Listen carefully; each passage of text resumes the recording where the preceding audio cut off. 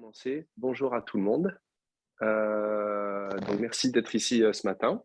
Je suis très très content de pouvoir finir on va terminer le chapitre 1 ensemble, de cet ouvrage, Le pouvoir guérisseur de la bonté. Nous étions arrêtés sur une session de questions-réponses que nous allons donc continuer pour terminer le chapitre 1, La bonté de la guérison. Et entamer, et si possible terminer, le chapitre 2, le jugement et la croyance dans les différences. Voilà. Donc, si jamais, je vais désactiver les micros, si jamais, évidemment, pendant la session, il y a une question, il y a quelqu'un qui a vraiment besoin d'exprimer quelque chose, vous n'hésitez pas, vous savez, hein, avec Bernard, vous levez la main virtuelle. Et puis à ce moment-là, dès que je l'aperçois, on fera une pause et puis on donnera la parole. Ça vous va? Oui. En attendant, je vais tous vous mettre en sourdine.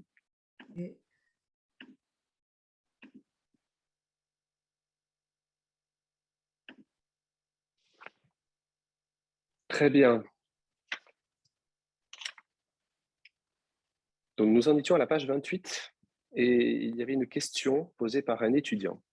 Donc il disait, supposons qu'il y ait deux étudiants d'un cours en miracle, un qui est malade et l'autre qui lui rappelle constamment que ce n'est qu'un rêve. Réponse. Cela dépend toujours de la motivation. Si vous rappelez à votre ami qui est malade que le monde est un rêve et que le malaise est une défense, il faut alors regarder en vous-même afin de déterminer si vous le faites avec amour. Si votre amie est une étudiante d'un cours en miracle, il y a de fortes chances qu'elle soit consciente intellectuellement que ce monde est un rêve et que la maladie est une défense contre la vérité. Si c'est le cas, alors ce n'est ni très attentionné ni très aimant de le lui rappeler. C'est mettre du sel sur la plaie ou frapper quelqu'un qui est déjà à terre. Un tel rappel peut parfois être aimant et utile, mais très souvent ça ne l'est pas.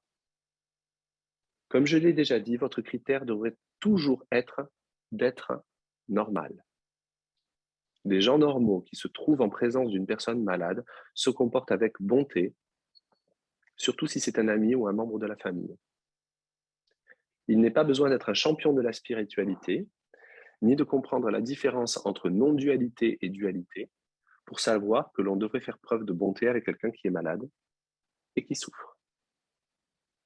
De la même façon, il n'est pas aimant de réprimander quelqu'un qui regarde les infos avec vous ou qui est bouleversé par les scènes de bombardement, de génocide ou de famine. Qu'est-ce qui te bouleverse tellement? Tout cela n'est qu'un rêve, c'est leur scénario. Malheureusement, d'après ce qu'on me dit, il arrive souvent que des étudiants fassent exactement cela. Quiconque émet de tels commentaires, dépourvus d'amour, doit le faire sous l'emprise de la peur, et plutôt que de regarder à l'intérieur et de demander l'aide de Jésus pour s'occuper de cette peur, il l'ignore, tout simplement parce qu'elle lui rappelle sa propre hostilité et sa propre peur d'être anéanti. Comme je l'ai souligné, quand vous ne regardez pas la peur ou la culpabilité, elles sont automatiquement refoulées dans l'inconscient et seront tout aussi automatiquement projetées vers l'extérieur, à chaque fois. Alors, inévitablement, vous finissez par juger et attaquer autrui. Comme une pierre qui dévale le flanc d'une montagne, il est relativement facile de l'arrêter si vous intervenez dès le départ, car elle n'a pas encore pris de vitesse. Si par contre vous la laissez rouler sur une certaine distance, cela devient beaucoup plus difficile, voire impossible de l'arrêter. En fait, c'est carrément dangereux. Une fois que votre ego est bien lancé, il est très difficile de vous arrêter par vous-même, car à ce stade, vous êtes monté sur vos grands chevaux spirituels. L'autre est par terre et ça fait tellement de bien de lui taper dessus. Souvenez-vous que le principe cardinal de l'ego est toujours l'un ou l'autre. Donc, si je peux prouver que tu es un mauvais étudiant d'un cours en miracle, cela veut dire que je suis le bon. Et on se sent si bien qu'il devient plus difficile d'arrêter. Vous pouvez mesurer vos progrès dans l'apprentissage du cours à la vitesse à laquelle vous arrivez à reconnaître votre peur et non pas au fait que vous n'avez plus peur. Si vous reconnaissez la peur, elle ne va nulle part. Mais si vous ne le faites pas et la refoulez, elle couve à l'intérieur jusqu'à ce qu'elle explose. Et avant même de vous en rendre compte, vous vous trouvez en proie à une crise d'ego majeure, dirigée contre quelqu'un d'autre ou contre vous-même. Il arrive aussi fréquemment que les étudiants du cours développent un esprit de clan. Un cours en miracle utilise un vocabulaire unique qui fonctionne bien parmi les étudiants du cours. Tout le monde sait ce que sont la particularité et l'expiation. Mais il n'est pas aimant d'utiliser ces mots et ces concepts lorsque vous êtes parmi des gens qui n'ont pas idée de ce dont vous parlez. Ce n'est pas utile et ce n'est certainement pas une marque de bonté. Lorsque vous vous surprenez à manquer de bonté en gestes ou en paroles, quand vous vous trouvez à une veillée mortuaire par exemple, et que vous vous promenez avec un grand sourire en disant aux amis, aux parents éplorés, ne soyez pas tristes, nul ne meurt sans son propre consentement, leçon 152, vous devriez vous arrêter aussitôt que possible et ensuite ne pas vous sentir coupable. Comprenez simplement d'où vient ce manque de bonté, puis essayez d'en défaire la cause qui invariablement sera « j'ai voulu faire tout seul et n'ai pas consulté Jésus avant de me rendre au funérarium ». Vous n'avez pas besoin de le consulter sur ce que vous devez dire, mais il est essentiel que vous le consultiez sur ce qui se passe en vous. Dans l'un des messages personnels à Hélène, Jésus dit « Souviens-toi que tu n'as besoin de rien, mais possèdes une réserve infinie de cadeaux à donner. Mais n'enseigne cette leçon qu'à toi-même. Ton frère ne l'apprendra pas de tes paroles ou des jugements que tu as posés sur lui. Tu n'as même pas besoin de lui dire un mot. Tu ne peux pas demander « Que dois-je lui dire ?» et entendre la réponse de Dieu. Demande plutôt « Aide-moi à voir ce frère avec les yeux de la vérité et non du jugement. » Et l'aide de Dieu et tous ses anges te répondront. C'est un extrait de Absence from Felicity. Vous n'avez donc pas besoin de demander à Jésus quoi dire quand vous rendrez visite à quelqu'un à l'hôpital ou à quelqu'un qui vient de subir une perte. Mais demandez-lui de l'aide pour laisser votre ego de côté. Et si vous ne pouvez même pas faire cela, demandez-lui au moins qu'il vous aide à être bon. Essayez au moins d'énoncer pour vous-même que votre but est d'être bon. Même si vous sentez que votre ego est déchaîné, vous pouvez toujours être bon si vous comprenez que vous avez un esprit divisé, partagé entre la bonté et le manque de bonté, entre Jésus et l'ego, entre le bonheur et la douleur. Une telle honnêteté est un premier pas. Elle ne défait pas votre ego, qui est votre vœu secret de ne pas être bon, mais elle exprime votre désir de faire les choses différemment.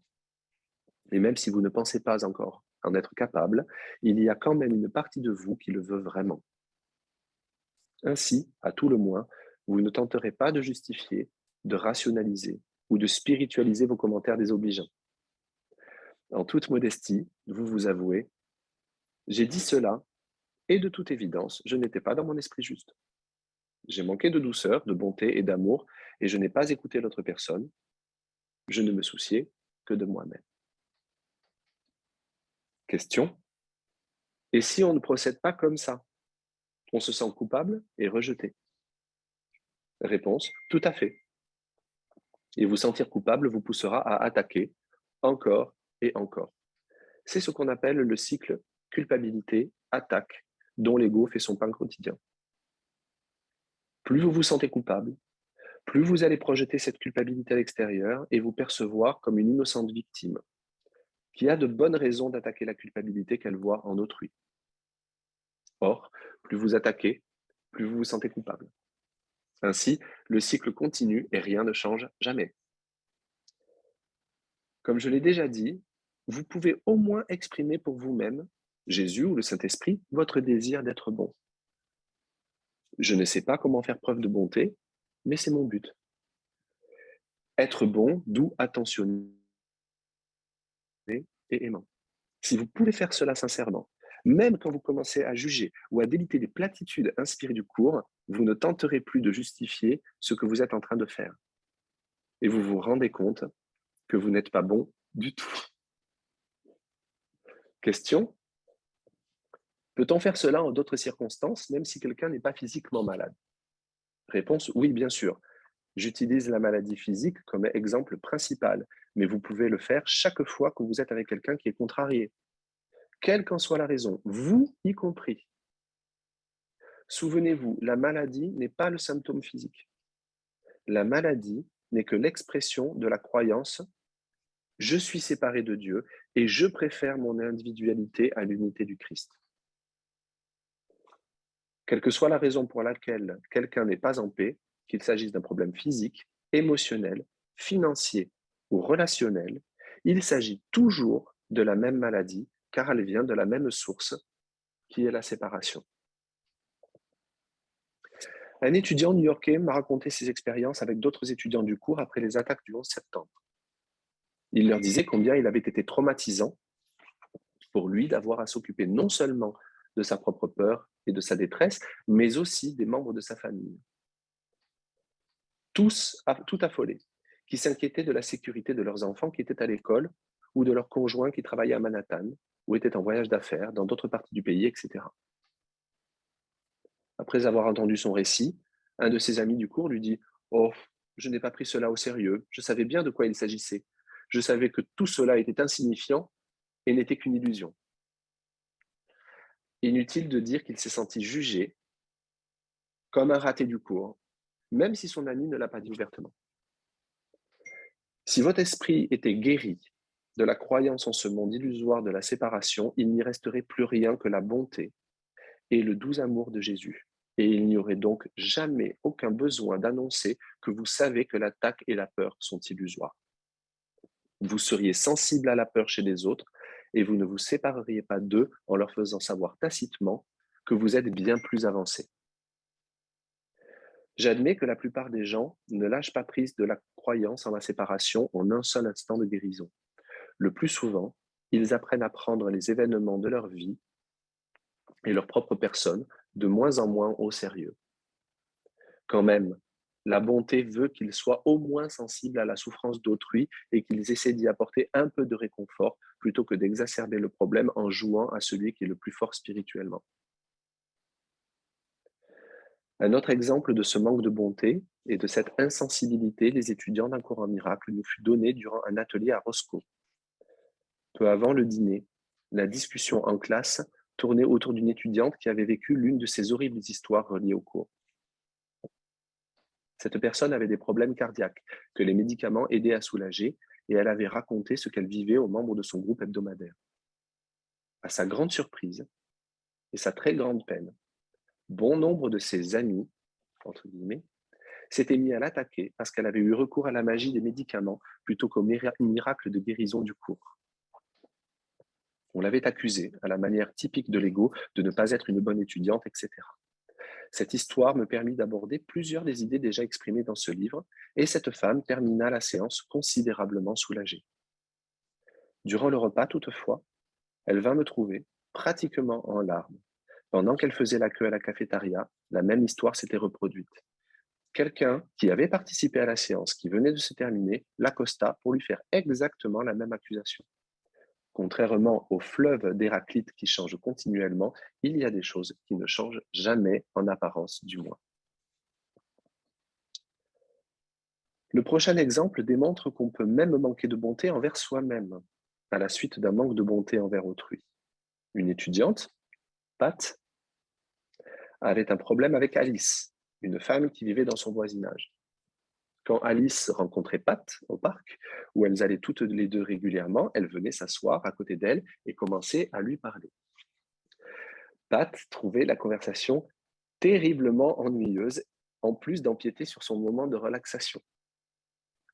Pat voulait donc savoir si elle était toujours une bonne étudiante du cours, entre guillemets, même si elle ne voulait pas parler à Alice. Quelquefois, Pat restait pour lui parler, mais elle en gardait du ressentiment. D'autres fois, elle se levait et partait en se disant qu'elle avait bien le droit, mais par après, elle se sentait coupable d'être partie.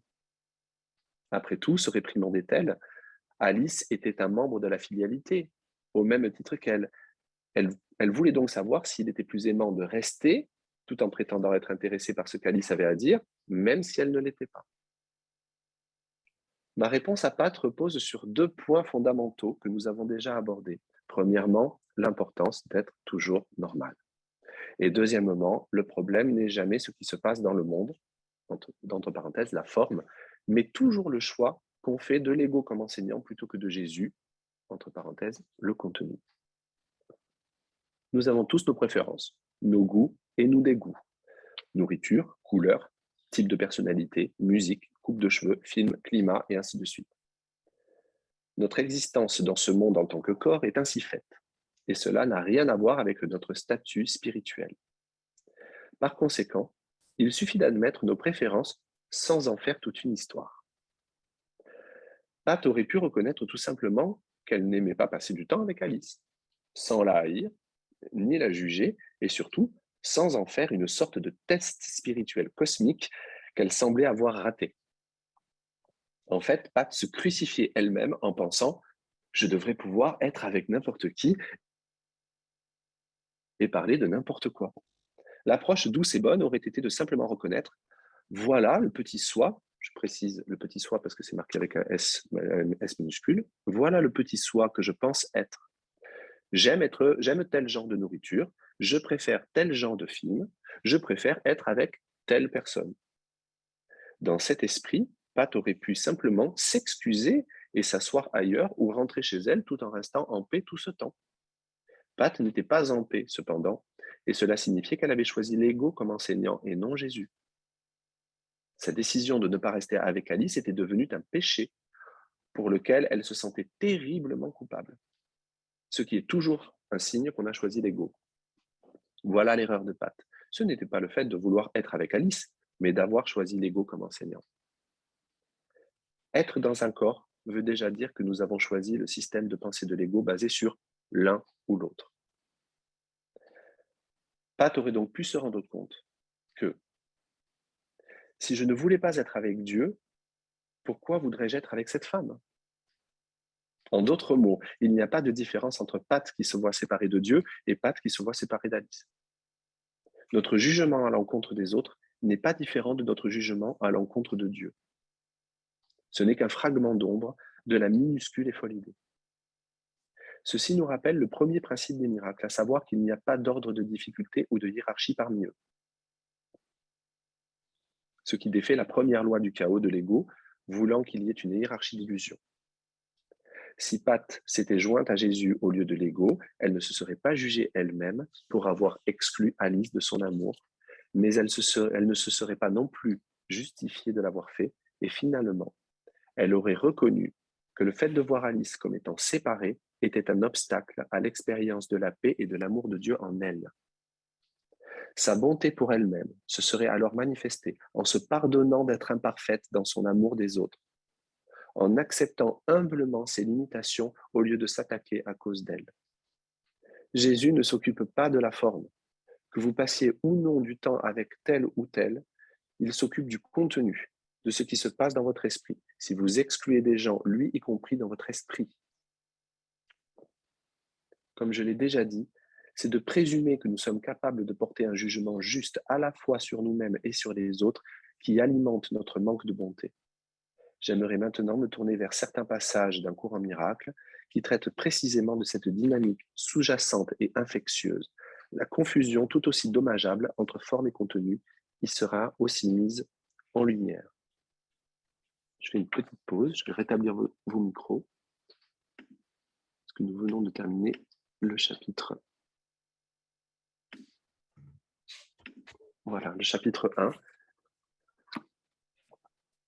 C'est fort aussi, hein, quand même, hein, comme question-réponse. Surtout dans la douceur, mais aussi dans l'observation extrêmement honnête et extrêmement directe de ce que nous faisons. Il ne met pas de confiture, hein, Ken. Il est très direct et en même temps, il nous appelle énormément à la bonté, aussi envers nous-mêmes. Aussi envers nous-mêmes. Est-ce que quelqu'un a une question ou veut exprimer quelque chose par rapport à ça?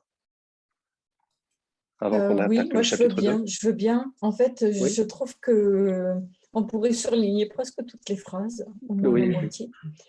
Et on y trouve comme une sorte de méthode, en fait. Je pense que je vais y revenir parce qu'il donne la méthode. Je crois que c'est les pages du début. Quand il explique que vous pouvez faire ci ou alors vous pouvez faire ça, enfin, je trouve que ça vaut le coup d'y retourner. Euh, où il explique que si on ne fait pas, on refoule et donc la peur explose. Et il donne un petit peu la méthode. Enfin bon, je ne vais pas tout relire maintenant, mais ça m'a frappé. Oui, oui, oui. Chapitre 2, le jugement et la croyance dans les différences, la base du manque de bonté, comment le jugement est-il abandonné? Une activité favorite de nombreux étudiants d'un cours en miracle est de juger autrui avec suffisance au nom du cours lui-même. Ça commence bien. Ainsi raisonne-t-il. Si quelqu'un est malade, c'est évidemment à cause de sa culpabilité. Nous avons prié pour lui et il présente toujours les mêmes symptômes. Manifestement, cela veut dire qu'il est coupable. Toutefois, quand on y réfléchit bien, comment pourrait-il connaître la signification de ces symptômes dans la voie plus large qui mène à l'expiation de cette personne? Leur réponse repose entièrement sur la forme, ce que voient leurs yeux, et ils n'ont aucune idée de ce qui se passe dans l'esprit de cette personne. Ainsi, ils s'érigent en juges sous prétexte d'être de bons étudiants. Je vais vous lire un passage du manuel. Comment le jugement est-il abandonné? Le chapitre 10 du manuel, qui énonce clairement qu'un tel jugement est impossible. Ce n'est pas le seul endroit dans un cours en miracle où Jésus parle de l'impossibilité de juger, mais c'est peut-être le plus explicite. Ce que Jésus veut dire, c'est que nous ne pouvons ni juger, ni comprendre quoi que ce soit. Donc, chaque fois que nous croyons être des étudiants supérieurs, dont les jugements, toujours basés sur des données extérieures, sont justifiés, jugements qui portent sur l'avancement des autres dans leur propre voie vers l'expiation, rappelons-nous ces passages. Premier passage. Le but de notre curriculum, contrairement au but visé par l'apprentissage du monde, est de reconnaître que le jugement au sens habituel est impossible. Donc là, Jésus ne parle pas seulement de jugement au sens de condamnation, mais dans le sens plus large de comprendre quoi que ce soit, juger de l'avancement de quelqu'un dans sa voie spirituelle, par exemple. Second passage. Cela n'est pas une opinion, mais un fait. Pour juger quoi que ce soit correctement, il faudrait être pleinement conscient d'un éventail inconcevablement vaste de choses passées, présentes et à venir.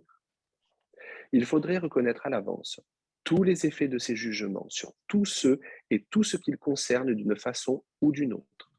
Et il faudrait être certain qu'il n'y a pas de distorsion dans la perception afin que le jugement soit entièrement équitable envers chacun de ceux sur qui il porte, maintenant et dans le futur. Qui est en position de faire cela? Qui, s'offrant des fantasmes de grandeur, prétendrait à cela? Cela se passe d'explication, donc je continue, et ça ne s'arrange pas. Rappelle-toi le nombre de fois où tu pensais connaître tous les faits, entre guillemets, dont tu avais besoin pour juger, et comme tu avais tort. Quiconque est le moindrement honnête reconnaîtrait à quel point c'est vrai. Ensuite, y a-t-il quelqu'un qui n'ait pas fait cette expérience? Voudrais-tu savoir combien de fois tu pensais simplement avoir raison sans jamais te rendre compte que tu avais tort? Sans compter les fois où il est évident que tu avais tort, voudrais-tu savoir toutes les autres fois? Pourquoi choisirais-tu une base aussi arbitraire pour prendre des décisions? La sagesse n'est pas le jugement, c'est le renoncement au jugement. Cela décrit bien l'objectif du cours. Son curriculum tout entier vise à l'abandon du jugement. Et comme il dit dans le manuel, la condition préalable évidente pour entendre la voix de Dieu. Il cite, « Le monde entraîne à se fier à son propre jugement comme critère de maturité et de force. Notre curriculum entraîne à renoncer au jugement comme condition nécessaire au salut. » Tôt dans le texte, Jésus nous parle des récompenses du non-jugement. Il dit, « Tu n'as aucune idée de l'immense délivrance et de la paix profonde qui viennent d'une rencontre totalement dépourvue de jugement avec toi-même et avec tes frères. Ne porte donc plus qu'un jugement de plus, celui-ci. Il y a quelqu'un avec toi dont le jugement est parfait. Lui connaît tous les faits, passés, présents et à venir. Lui connaît tous les effets de son jugement sur tous ceux et tout ce qui le concerne, de quelque façon que ce soit. Et il est entièrement équitable envers chacun, car il n'y a aucune distorsion dans sa perception. Par conséquent, dépose le jugement, non pas avec regret, mais avec un soupir de gratitude. Maintenant, tu es libéré d'un fardeau si lourd que tu ne pouvais que chanceler et t'écrouler sous son poids. Et tout n'était qu'illusion, rien de plus. Maintenant, l'enseignant de Dieu peut se lever, soulagé de son fardeau et continuer d'un pas léger.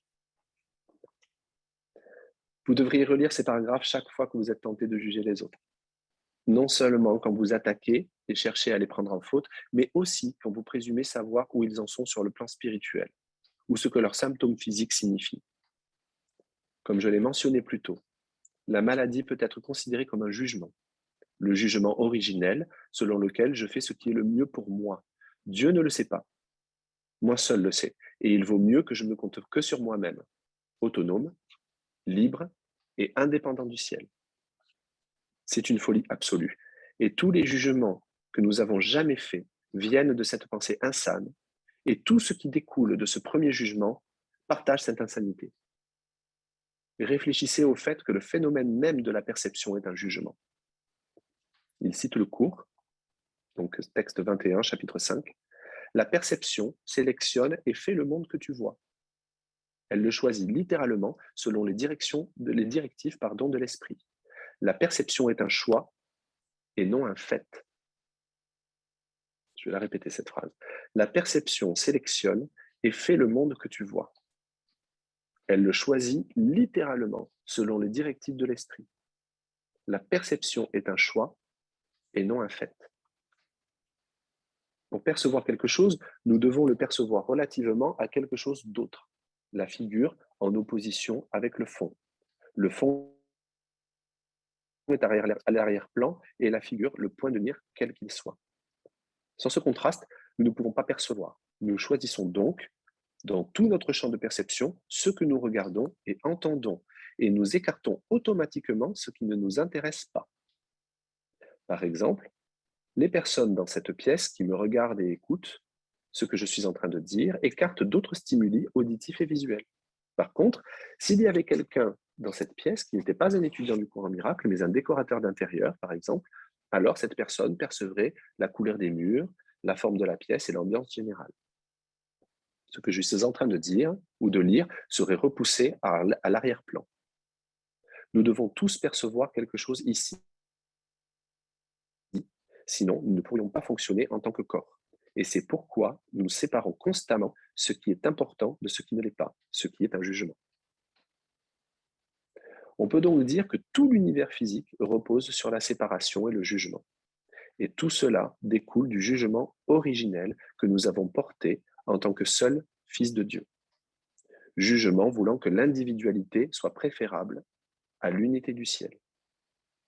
Manifestement, notre jugement et notre choix étaient faux. Par conséquent, tout ce qui s'en est suivi était tout aussi faux. Comme le dit le cours dans le manuel, ne porte plus qu'un jugement de plus. Le seul jugement que nous devrions porter est celui d'avoir fait une erreur et qu'il y a quelqu'un, avec un Q majuscule, à l'intérieur qui peut aider. Ce que le Saint-Esprit me dit à propos de mon ami malade n'a rien à voir avec mon ami malade. Il me parle de moi, pour me faire comprendre que si je me fais du souci et si je juge, c'est parce que je ne fais pas attention à ma maladie innée. Mon enseignant, qui est aussi mon guérisseur, va donc attirer mon attention sur ma maladie et m'aider à comprendre que si je me joins à lui, avec un L majuscule, je ne serai plus malade. Puisqu'il est au-delà de tout jugement, je le serai aussi si je me joins à lui. La paix et l'amour en moi sont inaffectés par ce qui se passe dans le corps de mon ami. Car je sais maintenant que mon ami et moi sommes joints au Saint-Esprit. À ce stade, tout ce que je dis ou fais est aimant, car cela vient de la partie juste et aimante de mon esprit. Avant de dire ou de faire quoi que ce soit, avant de juger ou de penser quoi que ce soit, vous devriez vous assurer d'abord que vous n'êtes plus malade. La maladie est un jugement et n'a rien à voir avec les symptômes physiques. Il est donc nécessaire d'être conscient de ce que vous faites quand vous jugez. Soyez-en conscient. Comprenez que vous laissez la situation de quelqu'un d'autre avoir un effet sur vous, ce qui veut dire, encore une fois, que c'est vous maintenant qui êtes malade. C'est ce symptôme-là que vous devriez regarder, juger et rejeter, mais pas par culpabilité. Cette forme de jugement dit « j'ai fait une erreur et il y a quelqu'un en moi qui me regarde différemment et m'aide donc à regarder cette personne différemment. » Cette aide n'est pas tant pour vous permettre de regarder cette personne différemment que pour voir ce que vous êtes en train de faire. Le Saint-Esprit vous aide à comprendre que ce que vous voyez chez cette personne, c'est ce que vous ne voulez pas voir en vous. Si vous êtes anxieux, craintif, dépressif, ou si vous vous sentez coupable à cause de la maladie, du problème ou de la situation de quelqu'un d'autre, c'est qu'il y a quelque chose en vous qui n'est pas guéri, dont vous n'étiez pas conscient, mais qui maintenant remonte à la surface en quête de cibles appropriées pour vos projections. Vous devez alors vous arrêter, vous tourner vers l'intérieur et être guéri. Vous êtes guéri, je le répète, en demandant à Jésus ou au Saint-Esprit de vous aider à regarder ce qui vous rend vraiment tellement malade et qui se réduit toujours à la même chose. Vous voulez avoir raison et vous voulez être seul. Jésus parle fréquemment de la gratitude dans un cours en miracle, en insistant particulièrement sur le fait que nous devrions être reconnaissants pour toutes les situations qui nous mettent mal à l'aise. Parce que sans elles, nous ne saurions jamais qu'il y a quelque chose qui n'est pas guéri en nous. Ainsi, si vous êtes contrarié par quelque chose qui se passe avec quelqu'un, vous comprenez maintenant, en laissant Jésus vous instruire, que cette personne est devenue l'écran sur lequel vous projetez une culpabilité que vous ne voulez pas regarder en vous-même et que vous voyez donc en autrui. Voici le souhait secret que dissimulent nos projections. Donc le texte dans le cours, chapitre 21, dit « C'est le témoin, donc le monde, c'est le témoin de ton esprit, l'image extérieure d'une condition intérieure. » Et dans le chapitre 24, la perception est l'image extérieure d'un souhait, une image que tu voulais vraie. Le cadeau que vous offre la relation est d'exposer ce souhait. Que l'image de votre frère pécheur soit vraie. C'est ça le souhait. C'est ce que Jésus veut dire quand il déclare que votre frère est votre sauveur. Non pas à cause de ce qu'il dit ou de ce qu'il fait, mais simplement parce que votre relation avec lui vous donne l'occasion de voir quelque chose en vous-même que vous n'aviez pas regardé auparavant. Question. Mettons que j'ai réussi à me défaire d'un tas de jugements sur quelqu'un et que je sois en paix. Toutes ces pensées meurtrières reviennent-elles quand je retourne à mon ego? Réponse, oui. L'ego est un système de pensée intégral, il ne diminue pas. Il est haine et meurtre de part en part. Donc si vous retombez dans le système de l'ego, vous retombez dans la haine et le meurtre. Ce qui change quand vous avancez dans l'apprentissage du cours, et il n'y a aucun moyen objectif de le mesurer, précise-t-il, c'est important de s'en rappeler, c'est le temps que vous passez avec votre ego par rapport au temps que vous passez avec le Saint-Esprit.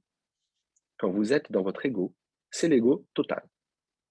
De la même façon, quand vous êtes avec Jésus, il n'y a que l'amour, car il n'existe rien d'autre.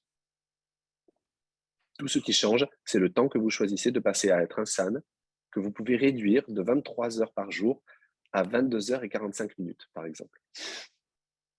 Je plaisante, bien sûr. On ne peut pas vraiment le quantifier. Mais ce qui change, c'est combien de temps vous passez avec la haine ou avec l'amour. Ainsi, vous pouvez vous être défait d'une bonne part de la haine que vous ressentiez à l'égard de quelqu'un, de sorte que vous le considériez maintenant comme un compagnon de route qui n'est pas différent de vous. Puis tout d'un coup, vous prenez peur, retombez dans l'ego et vous vous mettez à le quereller. La différence est que maintenant, vous êtes conscient que vous venez de prendre peur et que votre état actuel est différent de celui dans lequel vous étiez auparavant. Par conséquent, votre attaque ne sera peut-être pas aussi intense, ou bien la fréquence et la durée des attaques ne seront pas aussi grandes qu'avant. Toutefois, lorsque vous êtes avec votre ego, vous y êtes totalement. Et vous devenez haineux, méchant, et mesquin. La différence, c'est que vous n'y croyez plus aussi fermement qu'avant. Il y a quelque chose qui manque. Ça manque de peps, car une partie de vous sait que c'est inventé. Question: peut-on appliquer ces techniques ou ces concepts à soi-même quand on est malade? Réponse: oui, absolument. C'est même le moment idéal pour les mettre en pratique. Quand un étudiant d'un cours en miracle tombe malade, la réaction typique est d'essayer d'analyser sa culpabilité et donc de la juger. Souvenez-vous cette phrase au chapitre 18. Tu es encore convaincu que ta compréhension est une puissante contribution à la vérité et qu'elle en fait ce qu'elle est. Jésus n'a pas une très haute opinion de notre compréhension. L'idée n'est pas d'essayer de comprendre ce qui se passe ou pourquoi vous êtes malade, pourvu que vous sachiez que tout ce qui se passe dans votre corps ou dans votre vie vient de la maladie de croire que vous êtes mieux tout seul. Ça, vous devriez le savoir, parce que Jésus vous l'enseigne ici. Une fois que vous avez compris que votre maladie, c'est d'avoir repoussé Jésus et son amour, il devient évident que votre guérison, c'est de les inviter à rentrer. C'est très simple. Que vous jugiez vous-même ou autrui, il s'agit de la même maladie, comme je ne le cesse de le répéter, parce que Jésus ne cesse lui-même de le répéter. C'est pour cette raison que ce cours est si simple. Tous les problèmes sont les mêmes, peu importe leur forme. Donc toutes les solutions sont les mêmes, peu importe leur forme. Par conséquent, cela fonctionne autant pour vous-même que pour votre perception d'autrui. Je vérifie l'heure.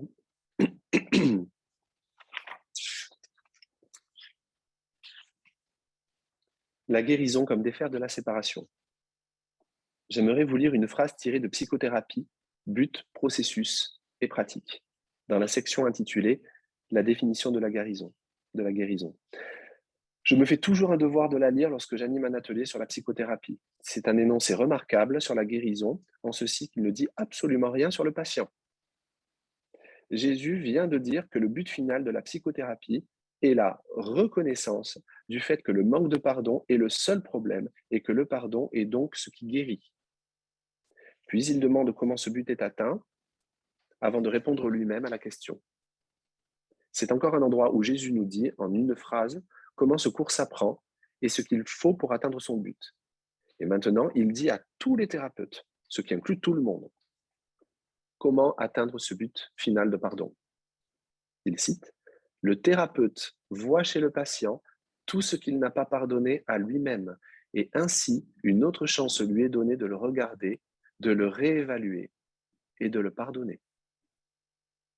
C'est ainsi que la psychothérapie guérit, qu'une relation guérit, qu'un enseignant de Dieu guérit. Remarquez encore une fois que Jésus ne dit absolument rien sur le patient. Le thérapeute voit chez le patient tout ce qu'il n'a pas pardonné à lui-même. Ce qui est implicite, bien sûr, c'est que parce que le thérapeute a demandé l'aide de Jésus, il a une autre chance de regarder ce qui est secrètement enseveli en lui-même, parce qu'il le voit maintenant chez quelqu'un d'autre. Le fait que votre patient vous contrarie ou vous ennuie, que vous faites du souci pour un ami qui meurt du cancer ou du sida, ou qui s'est juste cogné un orteil, est le signal qu'il y a quelque chose de non guéri en vous et qu'il vous est donné une autre occasion de le réévaluer et de réviser vos valeurs et vos priorités. Ce qui rend le pardon possible, c'est de regarder avec l'aide de Jésus. Il n'est jamais question de juger le patient, de le faire sentir coupable. Il est toujours question, par contre, de guérir le thérapeute. En fait, tout le supplément porte là-dessus, parce qu'une fois que l'esprit du thérapeute est guéri, il va permettre au véritable guérisseur de guérir par lui. Le rôle du thérapeute n'est pas de porter de brillants jugements sur quelqu'un d'autre, pas plus qu'il ne vous revient de faire de brillantes analyses pour expliquer pourquoi une personne est malade ou ne va pas mieux. Votre travail consiste simplement à être conscient du fait que votre souci pour quelqu'un n'est que la projection de quelque chose qui n'est pas guéri en vous. Une fois que vous en êtes conscient, vous avez alors un bon point de départ pour demander l'aide de Jésus. Pas pour voir l'autre personne différemment ou pour qu'il vous aide à lui parler avec amour, mais pour qu'il vous aide à vous pardonner. À partir de là, tout ce que vous direz sera plein d'amour et de bonté. Pour illustrer ces principes, j'aimerais vous parler d'une discussion que j'ai eue il y a de nombreuses années avec un couple de professionnels, David et Anne, qui travaillaient dans un hôpital psychiatrique. Cette discussion eut lieu pendant un de mes ateliers sur la guérison du thérapeute non guéri. Il voulait examiner avec moi la façon dont il s'était conduit avec les administrateurs de l'hôpital, lesquels, pensait-il, faisaient une grave erreur dans leur approche des patients. David et Anne pensaient que cela faisait partie de leur responsabilité d'aider à corriger cette situation administrative. L'objectif de l'administration était de gagner de l'argent et non d'aider les gens, ce qui ne devrait surprendre personne. Et cela impliquait des pratiques inavouables, telles que garder des patients à l'hôpital plus longtemps que nécessaire parce que leur assurance n'avait pas encore expiré. C'était une pratique assez courante dans les hôpitaux pour gagner de l'argent, ce qui, encore une fois, n'est pas surprenant. Il est clair qu'au niveau de la forme, cela n'est utile à personne. Et il est tout aussi clair qu'au niveau de la forme, l'attitude de David et Anne était une tentative de se rendre utile, car leur souci était d'aider leurs patients. Mais il y avait une faille, et pas des moindres, dans leur argumentation. Et c'est cela dont j'aimerais vous parler. En surface, au niveau de la forme, ils semblaient faire ce qui est juste. Or, sous la surface, il est vite apparu que quelque chose n'allait pas. En fait, ils voulaient tuer l'administration. J'exagère un peu, mais le contenu est là, même si la forme est adoucie. Entre parenthèses, c'est l'un des signes auxquels on reconnaît le guérisseur non guéri, la croyance que la forme est importante. L'erreur de David et Anne était d'avoir oublié que s'ils travaillaient dans cet hôpital, ce n'était pas pour guérir les patients qui leur étaient envoyés. S'ils travaillaient dans cet hôpital, c'était pour guérir l'administration. Ils s'y prenaient mal, tout simplement. Vu au niveau du contenu, la guérison est jonction. Pour David et Anne, leur travail était de se joindre à leurs patients qu'ils considéraient comme de pauvres victimes qui avaient désespérément besoin de leur aide. Ces patients n'étaient pas seulement victimes des circonstances, ils étaient aussi victimes des administrateurs de l'hôpital qui passaient alors pour les méchants par opposition aux bons, nommément David et Anne et tous ceux qui se souciaient d'eux.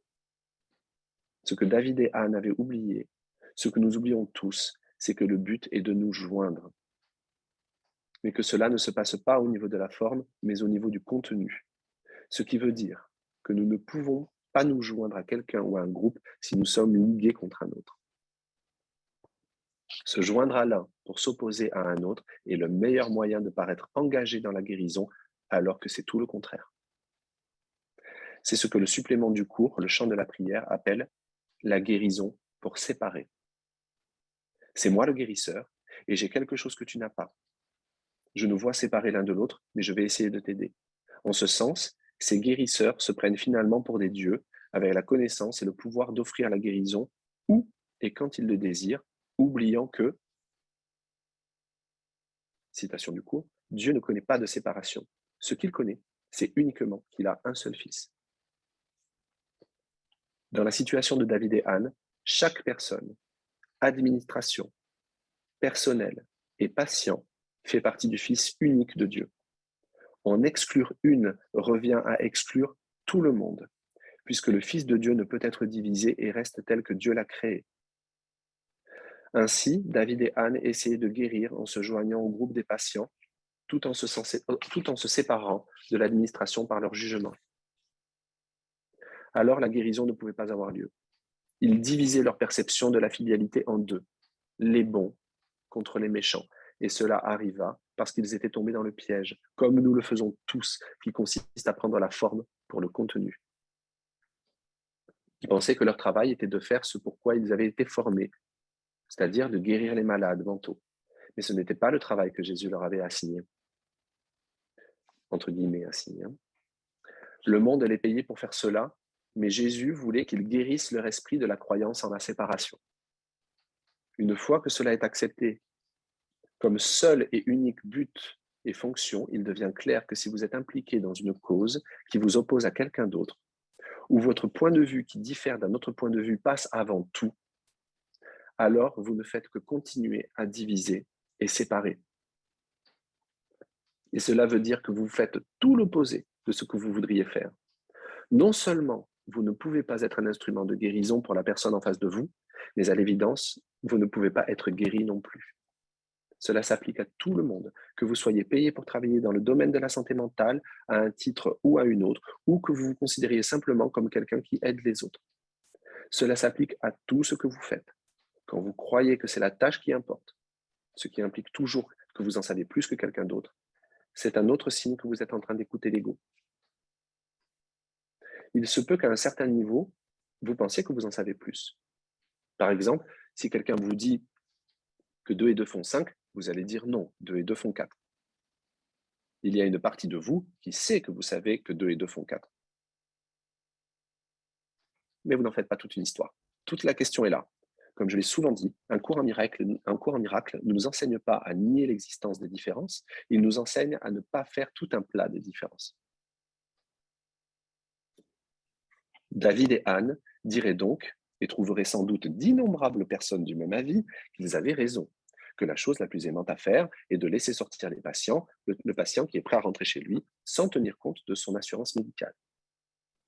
Mais ils auraient tort, car ce qu'ils font en réalité, c'est de se séparer de leur administration. Dans la section intitulée « La correction de l'erreur », Jésus dit que le Fils de Dieu n'a jamais tort. Son ego peut se tromper. Mais notre tâche est quand même de lui dire qu'il a raison. Texte 9, chapitre 3. Bien sûr, cela ne s'applique pas toujours au niveau de la forme. Il n'est pas utile de dire à un écolier de 3e année qu'il a raison de penser que 2 et 2 font 5. Cela ne va pas l'aider à fonctionner dans le monde, mais il y a une façon de lui dire que 2 et 2 font 4, sans lui dire aussi que lui-même est dans l'erreur. Vous n'avez pas besoin d'attaquer. Avant de corriger l'erreur de quelqu'un, vous devez être sûr que votre propre esprit est joint à l'esprit de cette personne. Donc, je me répète, la tâche de David et Anne était d'abord de se joindre à l'administration. S'ils ne le font pas, ils ne seront d'aucun secours pour qui que ce soit dans l'hôpital. Ils continueront à séparer, séparer et séparer toujours. L'important n'est pas ce que David et Anne font au niveau de la forme, l'important est qu'à l'intérieur d'eux-mêmes, au niveau du contenu, ils n'entretiennent pas de rancœur et ne prennent pas parti pour un groupe contre un autre. Souvenez-vous que quiconque est dans ce monde a automatiquement tort. Prendre parti revient donc à dire que certains groupes ont plus tort que d'autres, qu'il existe une hiérarchie d'illusions. Faire cela, c'est encore avoir tort. Nous avons tous tort de la même façon. Et nous avons tous raison de la même façon. Par conséquent, si vous prenez conscience que vous êtes en train de chercher la bagarre, de dresser l'un contre l'autre, comprenez que vous faites cela pour vous tenir loin de l'amour de Dieu et demandez alors si c'est vraiment ce que vous voulez. La réponse est évidente. Si vous voulez sérieusement vous joindre à l'amour de Dieu et ressentir sa paisible présence, le seul moyen de le faire est de vous joindre à ceux dont vous avez fait des ennemis. Soyez conscient que vous les avez repoussés, car c'est ainsi que l'on repousse Dieu, et que vous ne voulez plus le faire. À ce stade, il sera beaucoup plus difficile de justifier d'être en colère. Ce qui devient alors vraiment nécessaire, c'est de repenser totalement le but de votre vie. Que vous travaillez dans un hôpital ou chez General Motors, ça n'a aucune importance. Ce qu'il faut, c'est de repenser totalement, de refaire l'expérience et de restructurer le pourquoi de votre présence ici. Vous n'êtes là que pour défaire les pensées de séparation dans votre esprit et pour abandonner vos jugements. Peu importe la forme, si vous voulez aider, vous devez faire l'expérience d'une jonction et non d'un sentiment d'opposition. C'est ce que laisse entendre cette phrase très importante dans le texte, chapitre 18, c'est texte 18, chapitre 4, paragraphe 2. Ne te fie pas à tes bonnes intentions, elles ne suffisent pas.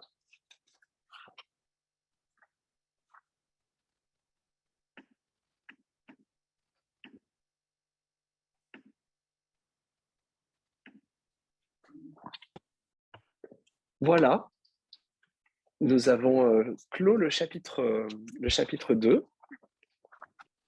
qui est très riche. Il y a beaucoup de choses. Pour ceux qui, puisqu'il est bientôt 11 heures, pour ceux qui désirent qui désirent, voilà, j'entends des bruits. Voilà. Pour ceux qui désirent nous laisser ou voilà, on leur souhaite un très très bon dimanche et je vous remercie vraiment vraiment de votre écoute et de votre temps. Pour tous ceux qui veulent bien sûr rester davantage pour pouvoir poser des questions, échanger ou exprimer un ressenti, ou peut-être aussi dire qu'il y a des choses que ça fait remuer ou même qu'il y a des choses vraiment non, je suis pas d'accord. C'est le moment. Ben moi, je veux bien parce que ma leçon, justement, c'est que je reconnaisse que mes problèmes ont été résolus. Et j'avais un peu de mal en disant ça parce que je me suis dit, ben, j'ai bien compris le, ce sur quoi ça se base, l'histoire de la séparation, de la jonction des esprits, mais en même temps, ben, on est toujours dans le monde et les problèmes, je ne sais pas comment ils se résolvent en fait. Moi, j'ai des problèmes que je n'arrive pas à résoudre. Alors, je ne sais pas trop comment voir ça. Pour moi, c'est toujours une histoire de théorie et je n'arrive pas à mettre ça en pratique. Alors, je pense que déjà, Bernadette, tu n'es pas toute seule à te poser cette question parce que c'est une question qui est récurrente, qui vient et qui revient et qui revient et qui taraude, je pense, la plupart d'entre nous, la plupart des étudiants. Le cours est assez clair sur deux choses, selon moi, et selon aussi les enseignements de Ken. La première chose, c'est que le problème n'est jamais ce qu'il semble être. Notre véritable problème n'est pas le problème, la forme du problème tel qu'on nous on l'a monté. Pour autant, il nous dit de ne pas nier nos problèmes. Donc, il nous dit, le véritable problème, c'est toujours le fait que c'est le problème de la séparation, le fait que tu penses que tu as réussi ton coup, que tu t'es séparé et que tu préfères la séparation à l'autonomie, que tu préfères la séparation à l'unité du ciel, excuse-moi. Donc ça, c'est le véritable problème. Donc, il nous exhorte à pratiquer ces leçons, à pratiquer l'instant saint pour revenir à ce fondamental, à ce problème fondamental, pour pouvoir choisir à nouveau. Maintenant, ce que ça va créer, ce que ça va permettre, c'est pas qu'à un moment donné, ça va pas nous donner une réponse claire avec une lumière qui descend du ciel en disant fais ci, fais ça. C'est pas ça. Pas forcément toujours l'expérience qu'on fait, hein. Mais ça va nous mettre dans un état d'esprit de reconnexion, d'amour et de bonté, de confiance, qui va nous aider à regarder le problème différemment. Ouais. Voilà. Et dans ce cas, quand on regarde le problème différemment et quand on vient de cet espace d'amour, de plénitude, de bonté, qui vient du fait qu'on n'a pas essayé d'amener le Saint-Esprit ou d'amener la spiritualité, d'amener Jésus à nous, mais qu'on est allé plutôt passer un moment avec lui pour se rappeler de son amour, de sa bonté, mais notre regard va changer et l'expérience qu'on va faire, c'est peut-être que, à bien des égards, le problème ne sera plus aussi problématique. Parfois, peut-être même le problème semblera carrément disparaître de notre champ de conscience, ou tout simplement, nous aurons la bonne pensée, la bonne action et le bon mot. Comme il le dit, tout ce que vous direz et tout ce que vous ferez sera automatiquement aimant, bienveillant et plein de bonté. Et c'est là l'aide véritable. Ça ne veut pas dire qu'on ne fait plus rien, ça ne veut pas dire que du coup on dit à quelqu'un, écoute, moi j'ai fait le choix de l'amour, donc ça m'intéresse. C'est pas ça. Il nous exhorte à ce que notre choix premier, notre réflexe devienne de revenir dans notre intériorité, c'est-à-dire surtout de demander à Jésus, viens avec moi, sois avec moi, je passe un moment avec toi, regardons ça ensemble. Le problème vient, voilà, le problème vient de ne pas l'inviter. La solution vient de l'inviter. J'ai l'impression de le faire. En fait, j'ai abandonné en fait la situation, mais je ne me sens pas toujours en paix par rapport à ça. Parce que c'est un entraînement. Ouais. C'est vraiment un entraînement. Ouais. Quand on se retrouve dans une situation telle que celle que tu décris, ce qui peut arriver vraiment souvent, on fait l'expérience d'une absence de réponse, par exemple. Peut-être qu'on peut se dire à ce moment-là, c'est peut-être que la réponse est déjà là. Tous mes problèmes ont déjà été résolus, mais c'est simplement que je suis encore indésireux d'entendre. C'est ce que j'ai pensé, oui. Il y a une partie de moi qui sait que la réponse est là et qui le veut vraiment. Mais il y a une autre partie de moi qui a très, très peur. très très peur de lâcher prise du problème tel que je l'ai monté, très très peur peut-être même de comprendre ou d'entendre ce qu'on dit, d'entendre la voix, d'entendre que mon problème, il n'existe pas. Le seul problème que je pense avoir, c'est le fait d'être séparé de l'unité. Or, ce n'est pas possible. Ok. Voilà. Donc, on peut juste, tout en faisant preuve d'énormément, une infinie patience et du plus de gentillesse, de douceur et de bonté envers nous-mêmes, de ne pas nous blâmer pour ça, juste d'observer très honnêtement ce qu'on est en train de faire et se dire peut-être, effectivement, peut-être que c'est moi qui ne veux pas écouter. Ouais, Et ce n'est ouais. pas mal. Ce n'est pas un péché. Ça ne fait pas de moi un mauvais étudiant, ni une mauvaise personne. C'est juste que c'est un signe que j'ai peur. Ok. Et ça aussi, je peux l'amener, je peux en faire part, quoi. Je peux Bien demander de sûr, l'aide par rapport à ça. Ouais. bien sûr, bien sûr, bien sûr. Ok. Voilà. Merci Eric. Juste demander quelque chose. En fait, Mm. tu disais, on disait tout à l'heure qu'on projette chez l'autre ce qu'on ne reconnaît pas chez nous, ce qu'on n'accepte pas chez nous. Et quand ça nous concerne, nous, par exemple, la maladie, comme mon cas, est-ce que ça veut dire que je n'accepte pas, c'est quelque chose que je n'accepte pas en moi, parce que là, je ne peux pas le projeter sur l'autre, tu vois ce que je veux dire? Donc, c'est là où j'ai du mal à comprendre. Mm. La projection, c'est, on peut dire, il y a plusieurs, on pourrait dire, il y a plusieurs niveaux de projection. Ce qui n'est pas projeté. Quand on projette, on peut avoir l'impression de projeter à l'extérieur sur d'autres corps. On nous dit qu'il n'y a rien à l'extérieur, ou projeter sur notre corps qui est aussi extérieur à notre esprit. Donc, en fait, toujours, le principe fondamental du cours, c'est que tout se passe dans l'esprit et que nous projetons dans une forme. Nous projetons sur une forme. C'est-à-dire, la maladie dans l'esprit, qui est donc la croyance en la séparation, va être projetée. C'est-à-dire qu'en fait, on va en faire des images. Notre esprit en fait des images. Projeter, c'est faire des images, mais projeter, c'est aussi rendre responsable ces images. C'est-à-dire que ces images deviennent la justification de ce que je ressens. D'accord? Donc, c'est un petit peu comme si dans mon esprit, il y avait un sentiment vraiment de séparation, de malaise, de maladie, d'absence de paix, parce que c'est ça, la maladie. Et automatiquement, je vais capter, moi, des images à la télé, dans la presse, sur Internet, sur YouTube, sur Facebook, dans ma famille ou dans mon miroir, sur mon propre corps, des images qui vont dire « Ah, c'est à cause de ça que je ne me sens pas en paix. Voilà la cause de mon problème. La cause de mon problème, la cause de mon absence de paix, c'est que un symptôme physique. C'est que je me suis fait mal au genou, ou c'est que j'ai une maladie, ou la cause de l'absence de paix dans mon esprit, ça va être ce que je viens de voir aux informations, les nouvelles annonces du gouvernement, ou les gens qui réfutent quoi que dise le gouvernement. Ça peut être n'importe quoi. C'est la faute du réchauffement climatique, de la guerre, des Russes aux frontières de l'Ukraine. Tac, tac, tac. Voilà. Ça, c'est la projection. C'est ça la projection. Ça peut même être la projection, l'absence de paix en moi, c'est la maladie. Je peux projeter. Tout à fait. Je peux dire à un moment donné, j'ai l'absence de paix en moi et dans mon esprit. Ma profonde tristesse, ma détresse vient du fait que mon corps a une maladie. Je ne suis pas en train de dire que c'est simple. Hein. Et le cours, ce qu'il nous dit, c'est que tu n'es jamais contrarié pour la raison à laquelle tu penses. Il y a une autre façon de regarder cette guerre. Il y a une autre façon de regarder cette annonce que je viens de voir à la télé. Il y a une autre façon de regarder ce problème de réchauffement climatique. Il y a une autre façon de regarder cette maladie. Il y a une autre façon de regarder ce cancer. Ce qui ne veut absolument pas dire que je ne dois pas suivre un traitement, ni aller voir les médecins, ni faire ce qu'il faut pour, à un moment donné, entretenir mon corps ou faire enlever une tumeur. C'est simplement qu'il y a une autre façon de le regarder parce que je peux vivre cette expérience, je peux regarder ça tout en étant de plus en plus ancré dans cet espace de paix, de quiétude et de bonté.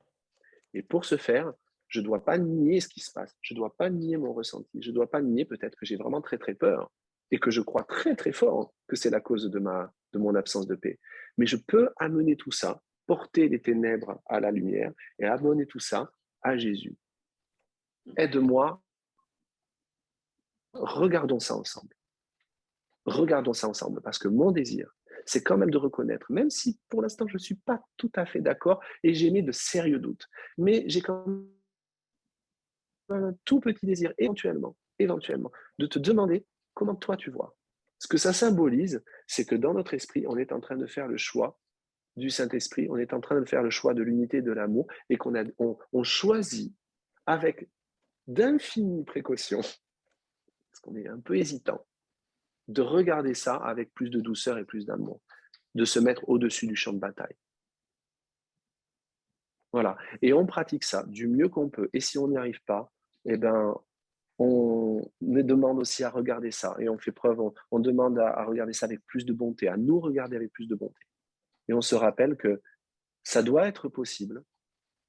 Et si je ne le ressens pas, c'est pas parce que je suis une mauvaise personne, ni que je fais mal les leçons, ni que je suis quelqu'un de très mauvais, ni que je suis pécheur ou une pécheresse, mais simplement parce que j'ai peur. Merci, Eric. J'avais une question à vous poser à chacun. Je me suis questionnée sur un mot que j'ai souvent lu parce qu'il revient. Mais je me suis questionnée comment je l'avais compris et comment il pouvait être compris. Le fait de se joindre à quelqu'un, est-ce que, il y a ce mouvement de bonté, il y a le fait de le voir égal à moi-même et aux autres, mais je n'étais pas sûre d'avoir saisi le sens réel du mot, en fait. Je crois que je l'ai peut-être intellectualisé, il y a quelque chose dans le sens propre du mot, de la notion de se joindre que j'ai pas saisi. Enfin, il y a quelque chose, voilà, j'ai l'impression que j'étais restée ouais, ce mot, voilà, se joindre, parce que souvent ça revient. D'abord, se joindre à l'autre. Dites si quelqu'un veut répondre sur la façon dont il fait l'expérience de la jonction. Alors moi, je suis très... Enfin, Yasmina, c'est rigolo parce que c'est vraiment exactement la même question que je me posais. Eric, à ta lecture, je me disais, mais se joindre, waouh, mais alors qu'est-ce que... Enfin, autant effectivement regarder, enfin, il y a des choses qui me... Voilà, que j'arrive à me représenter, mais se joindre, et je ne pouvais pas m'empêcher évidemment de penser à l'actualité, se joindre, et je me dis, mais ça, se joindre à des gens que j'ai finalement que j'ai une délectation à détester, ça me fait tellement plaisir de détester les abominables islamistes, terroristes et intégristes, par exemple, hein, voilà, les plus faciles à détester, hein, ceux-là, ils sont hyper faciles à détester. Je me dis, mais comment... Enfin, c'est vrai que, Yasmina, je ne peux pas répondre à ta question parce que je me pose exactement la même, finalement. Qu'est-ce que ça veut dire se joindre? Là, ça me paraît extrêmement difficile. Quand j'ai un souci avec quelqu'un, justement, que je déteste, entre guillemets, je fais oui, ça m'arrive très souvent. Ah bon? Oui, je fais une méditation, en fait, où en fait, j'ai une petite méditation, je crois que ça a été initié par Bernard pendant un stage. Je me vois descendre un escalier, franchir une porte et arriver dans une espèce de pièce où c'est un petit peu mon sanctuaire à moi, où je suis tranquille, en sécurité, je me sens bien. Et puis, je visualise tout le décor de cette pièce, les fenêtres, sur quoi ça donne, tout ça. Et donc, une fois que je m'y sens très, très bien, j'invite Jésus à rentrer là et je lui explique que j'ai un problème avec cette personne. Et on discute. En fait, je fais il y a toute une conversation qui se passe dans ma tête. Alors, il me dit, mais pourquoi? Comment? Qu'est-ce qui se passe? Je dis, oui, il y a ça. Ah oui, d'accord. Et au bout d'un moment, il me dit, oui, c'est un fardeau, tout ça. Je dis, bah oui, c'est compliqué. Et alors après, je ne sais pas comment c'est venu, cette histoire, mais c'est comme s'il y avait dans cette pièce un genre d'ascenseur qu'on prend et on descend. Enfin, c'est très visuel dans ma tête. On descend dans une espèce de galerie, un peu souterraine. Et puis là, on s'assoit encore et puis je visualise une pierre comme un autel. Il me dit, mais tu sais, tout ça, c'est lourd à porter. Est-ce que tu ne veux pas déposer ça sur l'autel et voilà, ça serait peut-être plus facile. Et des fois, j'ai énormément de mal, mais quelquefois, j'arrive. Et donc, il me dit, voilà, c'est bien. Et après, il me dit, bon, cette personne, on pourrait peut-être l'inviter là, maintenant. Est-ce que tu veux bien l'inviter à nous rejoindre? Et parfois, ça marche, parfois, ça ne fonctionne pas. Mais quand ça fonctionne, cette personne nous rejoint. Et après, il dit, regarde, derrière l'autel, il y a la lumière. On va aller ensemble vers la lumière. Et donc, après, c'est selon ça. J'y vais franchement ou j'y vais pas franchement, mais il y a quelque chose qui se passe. Et puis, on refait le chemin en marche arrière, on remonte dans l'ascenseur, je reviens dans ma pièce, et puis je ferme la porte derrière moi et je remonte. Et en fait, ça, je pense que pour moi, c'est comme ça que je comprends se joindre. Voilà. Et tu sens qu'après, il y a, dans la relation à la personne, tu sens que vraiment il y a un changement net dans la Ce qui se façon. passe, c'est Ouais. que je pense que quand ça fonctionne, c'est que j'oublie complètement. J'y Ouais. pense plus jamais. D'accord. C'est fini. D'accord. Voilà. Et, Ouais. mais des fois, ça revient. Et c'est justement ce qui était intéressant dans le chapitre 2 et que j'ai mieux compris aujourd'hui, c'est que c'est pas le fait d'être. Quand on est dans l'ego, on est 100% dans l'ego. Quand on est dans l'esprit juste, on est 100% dans l'esprit juste. C'est le temps, la proportion de temps qu'on va passer dans l'esprit juste par rapport à l'esprit faux qui va montrer qu'on avance un petit peu sur notre chemin. Donc, ce que je veux dire, c'est qu'on peut très bien avoir à nouveau un problème avec cette personne. On refait la même chose. Ça veut dire qu'on est retombé dans l'ego. Et donc, du coup, on va essayer de repartir dans l'esprit juste. Et donc, c'est sûr que ça peut arriver plusieurs fois parce qu'il y a aussi plusieurs niveaux je dirais, de problèmes, si on veut, et que ça peut se présenter un peu comme un genre de spirale. Et à chaque fois que le problème, pop, il arrive là, on va faire le travail, mais après, on va remonter. Il y a un autre niveau du problème qui va revenir, donc on refait le travail, et puis hop, on remonte. Il y a encore un autre niveau, donc c'est pas réglé forcément en une seule fois. Il faudra peut-être faire plusieurs fois l'expérience. Puis Mais ce qui c'est va vrai changer, c'est que c'est pas la personne qui aura changé, c'est son ressenti par rapport à voilà, ce que c'est ça. la personne qui aura changé complètement. La personne, elle n'a pas besoin de changer, en fait. Et c'est pour On ça que, peut changer ou pas, peu voilà, et qui importe. parlait des problèmes, c'est parce que les problèmes sont résolus, parce que le cours est écrit à 2 niveaux. Au niveau 1, il n'y a absolument aucun problème. Et c'est dans ce sens-là, c'est parce que nous, on veut que les problèmes soient résolus dans le monde. Mais les problèmes ne seront jamais résolus dans le monde parce qu'il n'y a pas de monde. Donc, à partir du moment où on raisonne monde, on est toujours dans l'erreur. Mais On a tous tort, comme il dit. On a tous voilà, tort et on a tous tous raison. tort. Voilà, je m'arrête là parce que je pourrais bavarder moi aussi. Donc, Le problème de la séparation, faudrait imaginer juste, si je puis, parce que ça me plaît ce que tu viens de dire là, Odile, le problème, c'est l'idée de séparation. Et il dit surtout, même à un moment donné dans le cours, il dit le problème, c'est même pas tant l'idée de la séparation, le problème, c'est qu'on l'a prise au sérieux. On a oublié de rire. Oui.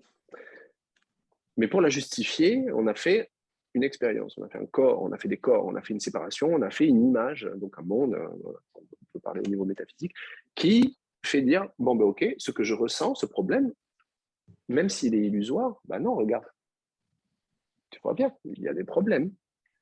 C'est-à-dire qu'on a donné à l'effet une cause. C'est-à-dire que l'effet devient, dans notre esprit, la cause de notre problème. Et on perd complètement de vue qu'en fait, l'effet n'est pas la cause, il ne peut jamais être la cause, et que l'effet est simplement l'effet d'une décision que l'esprit a prise de s'imaginer être séparé de l'unité. Donc, plus on essaie de résoudre les problèmes, plus on s'investit dans la résolution des problèmes tels que l'ego le préconise, plus on rend l'erreur réelle. C'est ça.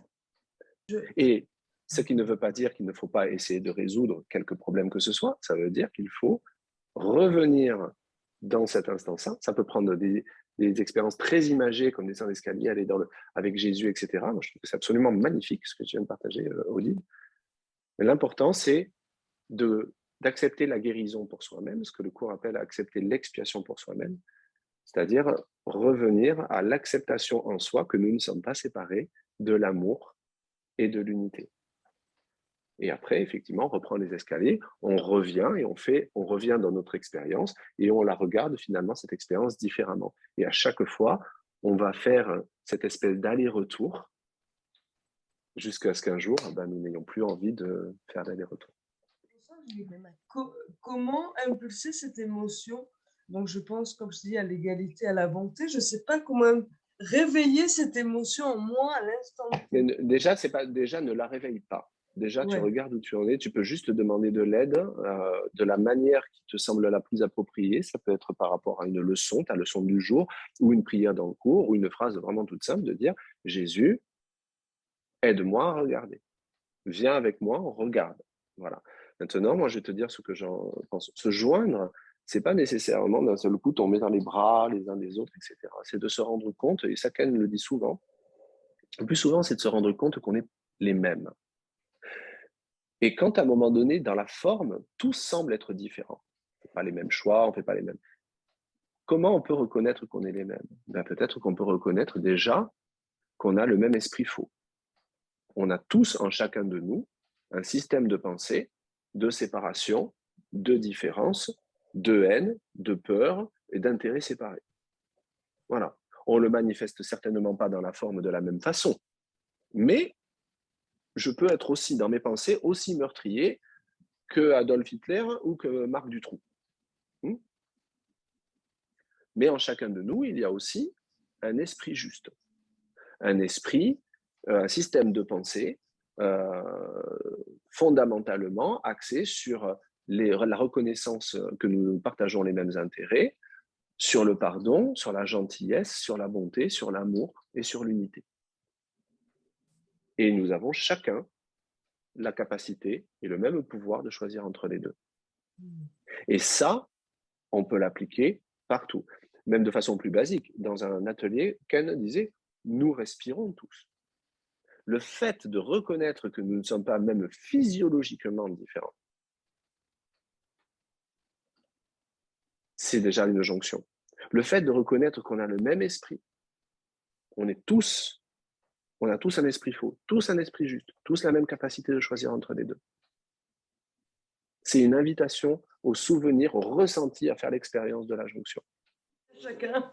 Si tu dois dire quelque chose ou faire quelque chose, tu le feras, tu seras automatiquement guidé parce que tu auras fait grandir cet espace de bonté en toi en pratiquant, en pratiquant cela. Ça doit être la priorité. Maintenant, quand on est appelé à peut-être à des choses un peu urgentes, je veux dire, il y a des jours, il y a des choses qui nous tombent sur le coin de la figure, comme on dit. Bon, à ce moment-là, on fait du mieux qu'on peut. Merci on à fait chacun. du mieux qu'on peut. Ouais. Oui, merci. Merci de me le rappeler. Pourrais-je dire qu'on n'essaie pas de se joindre, on observe, on demande à Jésus de nous accompagner et de regarder à quel point nous ne nous joignons pas. C'est vraiment, on n'essaie pas d'être bon. On fait appel à l'enseignant de la bonté pour regarder avec nous notre absence de bonté. On n'essaie pas de pardonner par nous-mêmes. On fait appel à l'enseignant de pardon pour regarder à quel point on ne désire pas pardonner. C'est vraiment regarder l'ego, Quand j'étais en difficulté, en difficulté en début de séance avec mon patient, j'étais clairement dans l'ego et là j'ai dit à Jésus, je ne sais pas faire, fais-toi. Et en fin de séance, général, ça marche bien. Voilà, en fin de séance, j'étais dans la paix, la joie. J'y arrive pas. Moi, je suis souvent au théâtre. Non, vas-y. Je suis souvent au théâtre, comme disait Ken aussi, quand on est dans un théâtre, il y a Jésus à côté de toi, puis tu regardes la scène. Très souvent, je le fais. Et puis, je lui dis, tu ferais quoi toi, à ce moment-là? Et voilà. J'ai souvent... Moi, comme j'ai la tête dure, souvent, je vais jusqu'au bout de mon truc. Et puis, là, au bout d'un moment, j'en peux plus. Bon, ok, tu sais quoi? Allez, ok, c'est bon. Allez, ok, on regarde ensemble. Et voilà. Et ça me fait sourire. On n'est pas obligé, je le dis souvent, c'est pas pour être irrévérencieux, mais on n'est pas obligé de faire la danse du soleil et se mettre en position du héron cendré, faire des grandes méditations pour s'adresser à Jésus. Il n'a pas d'ego pour recevoir nos critiques, nos désaccords, ou même parfois nos insultes, puisque même des fois, je peux être dans une vidéo, Ken disait, vous ne traitez pas, vous, d'idiot. Vous pouvez traiter Jésus d'idiot. Lui, il n'a pas d'ego pour recevoir ça. Mais vous, vous ne vous traitez pas d'idiot. Vous avez un ego pour recevoir ce genre d'insultes. Donc, on peut très bien, à un moment donné, dire, non mais écoute, ça ne marche pas ton truc, il y en a marre, quoi. Ouais. Je suis désolé, je veux bien faire ton cours, j'essaie de le faire le mieux possible, mais moi, j'y arrive pas, et ça me fait chier, et j'en ai ras-le-bol, et cette situation, mais qu'est-ce qu'on fait, en fait? Parce qu'il nous dit surtout, c'est le contenu qui compte, pas la forme. La forme, ça a l'air de quelqu'un, je ne dis pas que la forme est juste. La forme, ça a l'air de quelqu'un. Mais qu'est-ce que c'est la forme, le fond? Je suis en train de faire appel à l'enseignant de la bonté. Je suis en train de porter ma colère à la lumière, à la paix, de porter mon inquiétude à la quiétude, de porter les ténèbres à la lumière. Peu importe la forme. C'est pour ça qu'il dit aussi, quand quelqu'un explose en colère ou quoi que ce soit, on reconnaît l'appel à l'amour. Il y a toujours cette présence, ce Saint-Esprit, cette présence absolument d'unité bienveillante, non jugeante, aimante, qui est avec tout le monde et qui regarde tout le monde avec le même sourire, avec la même compassion, avec la même douceur, la même profonde compréhension. Que ce soit nos chers politiques, que ce soit les gens qui sont absolument opposés aux politiques, et aujourd'hui on a beaucoup de cas, que ce soit en France un Éric Zemmour, une Marine Le Pen, un Emmanuel Macron ou une Valérie Pécresse ou d'autres que j'oublie, que ce soit les djihadistes, et ça ne veut pas dire que nous, à notre niveau, on nous demande absolument de faire des efforts surhumains pour être d'accord. On n'est pas obligé d'être d'accord. On peut même exprimer des opinions différemment. Mais le problème, c'est qu'on oublie juste au préalable de revenir dans cet espace où on est tous pareils. Quand on reconnaît qu'on est tous pareils, il y a une grande bonté, une grande douceur, une grande compréhension qui se fait jour, même si on n'est pas d'accord et qu'on peut dire, comme il le dit gentiment un étudiant, non, 2 et 2 font pas 5, mon grand, 2 et 2 font 4. Mais on ne le dit pas, il y a une façon de le dire sans lui faire sentir qu'il a tort. Et ça, l'ego ne peut pas comprendre. Il n'y a que quand on est avec l'enseignant de la bonté et de l'amour que ça sourd de nous, automatiquement. C'est la prière. Je ne suis ici que pour aider véritablement. Je suis venu pour représenter celui qui m'a envoyé. Je n'ai à m'inquiéter, je ne me souviens plus exactement, je n'ai à m'inquiéter ni de ce que je dirai, ni de ce que je ferai, car celui qui m'a envoyé va me guider. Je n'ai à m'inquiéter ni de ce que je dirai, ni de ce que je ferai. Combien de fois dans la journée on s'inquiète de ce qu'on va dire ou de ce qu'on va faire? Tout le temps. Donc d'abord, on demande. Et quand on est pris dans l'urgence, dans les choses mondaines, je ne dis pas que si à un moment donné, quelqu'un nous agresse dans la rue, on va dire « Stop, attends une seconde, je ne suis ici que pour aider véritablement. » Non, il faut être pratique. Mais le fait de faire les leçons régulièrement, ça devient des réflexes conditionnés, en fait. On ne s'en rend même plus compte à quel point on est tout le temps en train de demander. Il y a quelque chose qui se passe, hop, Jésus, tu viens avec moi. Et on y va. Et on fait du mieux qu'on peut. Et nous ne serons jamais jugés sur ce que nous pensons faire ou dire, ou mal faire ou mal dire. Ce qui intéresse Jésus, c'est de regarder comment nous sommes dans notre esprit. Pas si on a eu l'action juste ou la parole juste.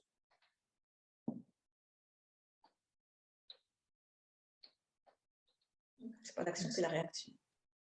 L'action juste et la parole juste sont un effet. Et le cours, c'est un cours sur la cause.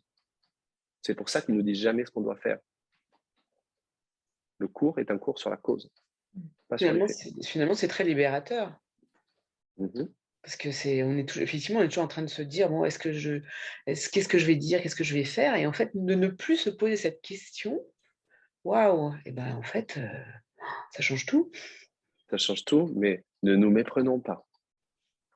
Nous avons un esprit qui est très filou. Nous ne voulons pas revenir à l'esprit. Il y a une partie de nous qui résiste très activement et qui ne veut pas s'occuper de ça. Il y a l'ego peut très bien entendre ça, en disant c'est très libérateur. Donc je peux m'adonner à dire et à faire tout ce que je veux. Je sais que je suis pardonné. C'est vrai. Je peux te poignarder. C'est pas grave. Il n'y a pas de mort. Nous sommes tous le Fils de Dieu. C'est vrai. Oui. On nous engage. C'est pas un jugement. C'est pas ce que le cours préconise. Mais le cours préconise nous dit tu n'es pas vigilant. Tu n'es pas assez vigilant avec tes pensées. Donc, il faut vraiment regarder les pensées, c'est tout ça. Donc, il y a, dans mon expérience, dans le cheminement d'un étudiant, il y a cette voie du milieu, très chère aux bouddhistes, ce fil du rasoir entre ne pas nier nos expériences et ne pas s'y adonner. Voilà, alors on fait un peu ça. Mais on va devenir de plus en plus confortable sur ce fil du rasoir, ce fil du rasoir pour l'ego, ce petit muret très fin d'équilibre qui va finalement, quand on est de plus en plus avec l'esprit juste, qui devient quelque chose d'extrêmement confortable sur lequel on peut vraiment reposer et qui est très stable. Mais voilà, dans notre expérience, parce que nous sommes hésitants, notre esprit est hésitant, voilà, on est sur cette voie du milieu. Ce qu'on pourrait appeler aussi communément, pour ceux qui n'ont pas de pratique spirituelle, le bon sens. C'est pour ça que j'ai des pertes d'équilibre alors. Voilà. Donc faisons preuve de bon sens, faisons preuve de grande bonté envers nous-mêmes. De cette bonté, de toute façon, viendra aussi la bonté envers les autres. La bonté, c'est aussi regarder à quel point nous n'avons pas envie d'être bons ou nous manquons d'être bons. Une de mes prières, à un moment donné, ça a été vraiment, pour une personne en particulier, de me rendre compte, Jésus, je ne sais pas comment aimer cette personne, comme toi tu l'aimes. Je ne sais même pas comment m'aimer moi, comment toi tu m'aimes. Je ne sais pas. Ça, c'est la vérité. Je ne sais pas. Par contre, aide-moi à regarder ça et à me souvenir que tu nous aimes pareil.